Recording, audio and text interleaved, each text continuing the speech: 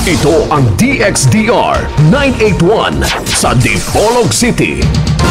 Basta balita at serbisyo publiko. Tatak RMN.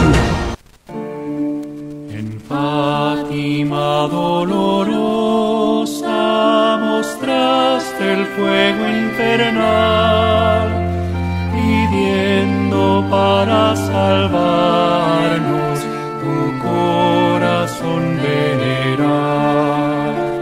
Ave María, Ave María, Ave María, Ave María.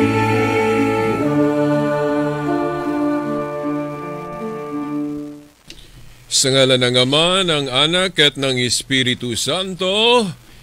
Amen! Pit Senior! Santo Niño! Okay, kapistahan ngayon sa ating patrong banal na anak o banal na bata, no? The Holy Child. Ang iba nagtatanong kung bakit tinawag natin itong Senior Santo Niño. May biblical ba na basihan ang Santo Niño? Ano ba ang ibig sabihin ng Santo Niño? Ang salitang Santo Niño, salitang Espanyol ito, no? Mga kapatid at mga magulang. Kung isalin natin ito sa ating wika, banal na bata. Sa Visaya, okay, balaang bata. At sa tanong kung mababasa ba natin ito sa Biblia, ang sagot, kung isalin, talagang mababasa. Mababasa natin ito sa Lucas 1:35 kung hindi ako nagkakamali. Ang banal na bata na ang tinukoy ang ating Panginoong Jesucristo ng bata pa. Di ba? Okay. Hindi mabasa sa Bibliang Ingles, sa Bibliang Tagalog, sa Bibliang Bisaya, hindi mababasa ang dalawang salitang Santo Niño. Pero kung isalin natin, mababasa. Hindi naman bawal kung isalin, di ba? Mga kapatid at mga magulang. No? Uulitin ko, ang Santo Niño, ang translation nito, kung ating isalin ito, banal na bata, no? Sa wikang Pilipino. Sa Bisaya, say banal? Okay. Balaan. Balaan nga bata. Again, mababasa natin ito sa Lucas 1:35 na ang tinukoy ang ating Panginoong Hesukristo ng bata pa siya.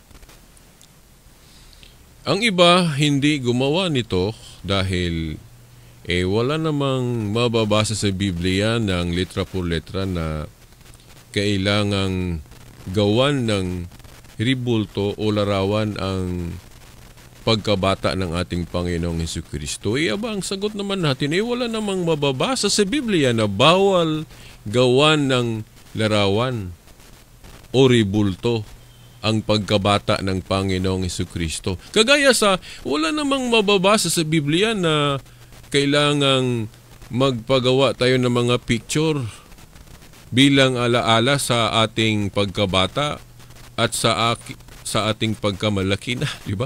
Di ba sa bahay meron tayong mga pictures. May alaala tayong mga pictures ng bata pa tayo, di ba? Yung mga albums natin may mga ganyan, oh. At may alaala din tayong sa pamamagitan ng mga pictures ng malaki na tayo. Wala namang mababasa sa Biblia na kailangan tayong magpa-picture o magpagawa ng mga IDs natin. Pero ginagawa natin ito dahil wala namang pagbabawal nito sa Biblia. Di ba mga kapatid at mga magulang? Kung ginawa ng mga Katoliko ng larawan o ribulto ang pagkabata ng Panginoong Jesucristo, ang tanong, bawal ba ito? Sabi ng iba, wala namang instruction. Wala namang sugo sa Biblia na kailangan gawa natin ito ng ribulto. O imahen. No?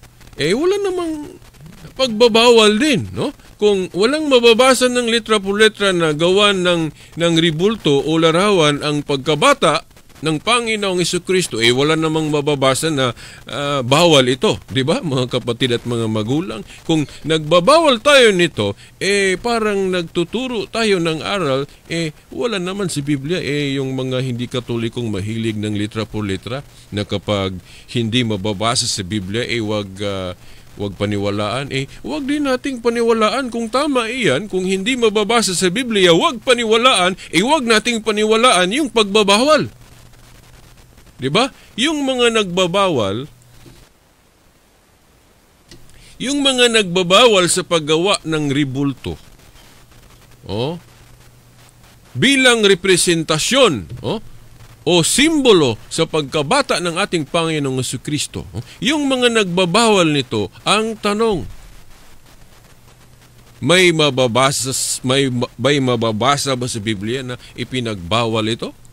Mga kapatid at mga magulang, wala naman. So, kung sinusunod ninyo ang sarili ninyong aral na kapag wala sa Biblia, wag paniwalaan, so wag paniwalaan yung pagbabawal nito. Dahil hindi naman mababasa sa Biblia yung pagbabawal sa paggawa ng ribulto o larawan bilang representasyon o simbolo o alaala sa pagkabata ng ating Panginoong Jesucristo. Yung larawan natin o ribulto natin na Santo Niño, alaala ito. Bagay ito na nagpaalala sa atin sa pagkabata ng Panginoong Jesucristo. Katulad ito na meron akong picture o ikaw na nanonood ngayon sa live streaming ng RMN Dipolog at nakikinig sa radyo ng RMN Dipolog. Kung meron kang picture o larawan ng bata pa kayo bilang alaala mo, ginawa mo itong alaala sa iyong pagkabata, ganun din. Walang masama. Ang masama lang nito, kung gawin natin itong Diyos-Diyusan, ito ang bawal. Kung palitan natin ang totoong Diyos sa isang bagay katulad sa ribulto o larawan, ito ang paratang ng mga kapatid na hindi Katoliko. Ito ang paratang ng mga kapatid na hindi Katoliko. May nabasa ako ngayon sa Facebook, sa social media, na ginamit yung talata na sinulat ni Apostol Pablo sa Roma 1:23 na may mga taong pinalitan daw nila ang Diyos ng ribulto. Pinalitan, no? Okay, pansinin ang salitang pinalitan. Pinalitan daw ang totoong Diyos ng isang larawan o ribulto ng mga Katoliko. Katulad nitong ginawa natin ngayon, no? Na meron tayong ribulto o larawan ni Santo Niño. Pinalitan daw nato ang Diyos ng ribulto. Ganun ba? Dapat ba tayong maniwala sa ganiyang interpretation, mga kapatid at mga magulang? Alam niyo, mga kapatid at mga magulang, ano ba ang background sa talatang Roma 1:23? Kung basahin natin ang history of the church, ang pinupuntaryan ni Apostol Pablo sa talatang iyan, iyong mga pagano iyan sa Roma noon. Yung mga sumamba sa mga Diyos-Diyusan, na ang Diyos talagang pinalitan nila dahil hindi sila naniniwala sa totoong Diyos sa langit. Ang kanilang Diyos ay yung mga Diyos-Diyusan. Ano ba yung mga Diyos-Diyusan sa mga pagano noon? Alam niyo siguro, yung sa biblical paganism, halimbawa yung sumamba kay Baal, Mercure, Diana, Astaroth, yung mga ribulto na ginawa nilang mga Diyos-Diyusan. Yun ang ibig sabihin ni Apostol Pablo sa Roma 1:23. Yung mga pagano noon sa Roma, nang hindi pa tumanggap sa Christianity, iyong mga taong yaon, mga pagano, ang kanilang Diyos iyong ribulto, yung bagay. Oh. So, ibig sabihin, pinalitan nila ang totoong Diyos sa mga bagay na gawa lang ng kamay. Sila ang ibig sabihin nito. Hindi ito matamaan ang Katoliko dahil walang aral ang Katoliko na ang ribulto ginawa upang palitan ang Diyos sa langit. Walang ganong aral ang Katoliko, mga kapatid at mga magulang. Ang aral Katoliko tungkol sa mga ribulto, representation lang ito, mga kapatid at mga magulang. Representation at simbolo. Ngayon, ang tanong, veritas, may halimbawa ba sa Biblia na yung sinabi mo na hindi bawal ang ribulto basta gawin lang itong simbolo o representation? Meron, mga kapatid at mga magulang. Basahin niyo ang aklat ng Exodo, Kapitulo 25, versikulo 17 hanggang 22, nang si Moises isinugo ng Diyos. Take note, mga kapatid at mga magulang, ang Diyos ang nagsusugo kay Moises na gawin yung dalawang ribulto ng kiruben. Ano ba yung kiruben? Anghel. Ang Diyos nagpagawa ng ribulto ng anghel o kiruben bilang representation sa mga anghel ng langit. So ito ang halimbawa, sabihin nyo siguro, wala namang mababasang representation sa talatang iyan. Hindi ko naman sinabi na mabasa ang letra na iyan. Yan ang unawa. Yan ang pinahiwatig. Dahil anong pakay ng Diyos na pinagawan, isinugo niya si Moises sa paggawa ng ribulto ng anghel o kiruben? Walang ibang maisip natin. No? Dahil yung kiruben, ribulto o simbolo o representation ito ng mga anghel sa langit. Diba? So, ang Diyos hindi nagpabawal. Hindi, hindi nag-object.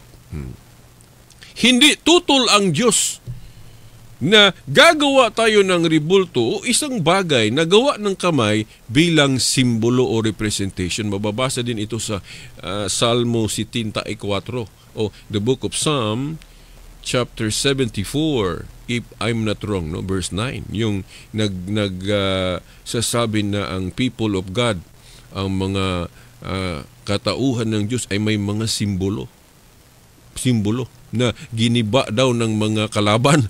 Okay. So, naalala ko tuloy yung mga pastor at ministers na giniba nila yung mga sacred images ng Katoliko na hindi man yun ang pinahiwatig ng Biblia na gibain yung mga Diyos-Diyusan na ribulto.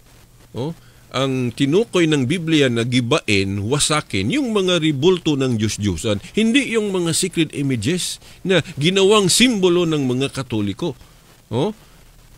Basahin niyo ang Book of Psalm, chapter 74. May mga tao diyan na kaaway ng Diyos, kaaway ng mga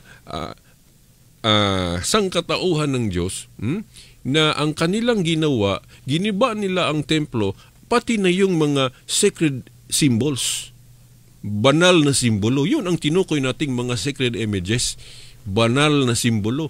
Nasa Biblia iyan. So, hindi pala tama yung ginawa ng mga pastor at ministers na giniba nila yung mga ribulto ng mga santo. Dahil walang instruction sa Biblia na gibain ang mga iyan. Ang instruction sa Biblia na gibain yung mga Diyos-Diyusan.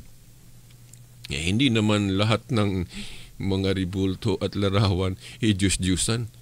Alam nila iyon, no? Ang mga kapatid nating INC, na pinangalanan nila ang kanilang samahan sa pangalan ni Kristo, pero iba ang kanilang tinuturo. Nag-a-accuse sila, pinaratangan nila ang Katoliko na pinalitan daw ang Diyos ng ribulto. Walang aral ang Katoliko na ganun. So, I don't think so. Hindi sila nahihiya o hindi sila natatakot na ang kanilang interpretation, ang kanilang mga itinuturo, ginamit ang Biblia, mga turong mali. Sa aking isip, parang sa argumentation nakagawa sila ng fallacy, strawman fallacy.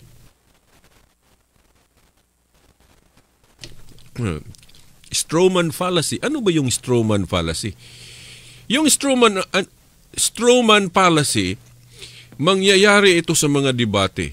Yung kalaban mo, gagawa ng mga argumento at gigibain niya ang argumento mo, pero yung giniba niyang argumento hindi aral mo, kundi ibang aral na parang ipapakain niya sa iyo. Ipapakain niya sa inyo, mga kapatid at mga magulang. Yung hindi aral natin, gawin nilang aral natin, at yun ang gibain nila. Yun ang fallacy, strawman fallacy. Hindi iyon debate. Dahil ang debate, dapat ang gibain ng kalaban mo, yung argumento mo, o yung aral katoliko. Halimbawa ako, depensor katoliko ako. Ang kalaban ko, dapat gibain niya ang argumento ko na aral katoliko. Hindi yung maggawa-gawa lang siya ng sariling ang aral na hindi aral ko at yun ang gibain niya. Yun ang strawman fallacy. Sa debate, dapat ang gibain niyang aral o argumento, yung aral ko o aral katoliko. Hindi naman aral katoliko na yung rebulto ang Diyos. Diba? So, mali, no? Yung Roma 1:23 na ginamit nila, na matamaan daw ang katoliko na pinalitan ang Diyos ng rebulto, mali. Dahil walang aral ang katoliko na ang rebulto ginawang Diyos. Ang rebulto, nagsilbing representation o simbolo lang ito. Anong mababasa natin? O ano bang mga halimbawa sa Biblia na hindi bawal kung gagawa tayo ng rebulto bilang representasyon o simbolo? Salmo 74, 1 hanggang 9. Exodo 25, 17 hanggang 22. Nang si Moises isinugo ng Diyos na gagawa siya ng mga rebulto ng kiruben. Ano yung mga rebulto ng kiruben? Nagsisimbolo ito o nag-represent ito sa mga anghel ng langit. Ganun naman tayong mga Katoliko. Yung mga larawan natin sa mga santo, no? Kung hindi man exact na larawan ang ginawa natin, simbolo na lang ito. Simbolo na lang. Kung exact, merong exact naman, no? Hindi bawal kung gawin lang simbolo o representation na may tinukoy na totoo. Diba mga kapatid? Yung mga rebulto natin sa mga santo, ang tinukoy, yung mga santo sa langit. Diba? Hindi Diyos-Diyosan ito, mga kapatid at mga magulang. Okay. Kung lahat na rebulto, Diyos-Diyosan, dapat gibain natin yung monument o rebulto ni Rizal sa plaza. Diba? Bakit hindi nila giniba? Dahil alam nilang hindi lahat na rebulto ang Diyos-Diyosan. Diba mga kapatid at mga magulang? Yung monument o rebulto ni Felix Manalo sa sentral nila. Mga kapatid at mga magulang. Diba ang mga kapatid ng Iglesia ni Cristo, may rebulto o monument sila ni Felix Manalo sa kanilang sentral. Makikita natin ito kung magpunta tayo sa kanilang sentral. Sasabihin ba nating Diyos-Diyosan ang monument o rebulto ni Rizal? Hindi. Sabi nila, hindi naman linuhuran. Ito naman pagluhod. Wala na akong oras. Yung issue tungkol sa pagluhod, no? Hindi lahat na pagluhod o nawaing pagsamba bilang Diyos.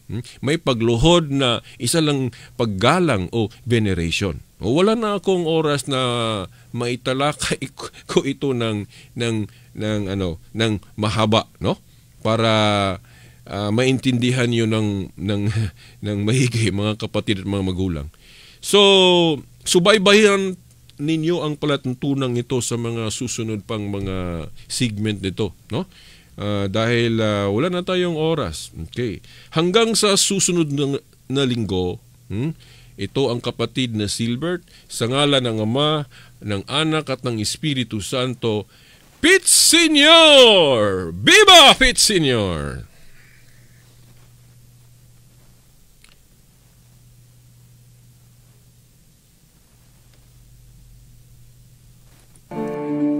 En Fátima dolorosa mostraste el fuego infernal, pidiendo para salvarnos tu corazón venerar. Ave María, Ave María, Ave María, Ave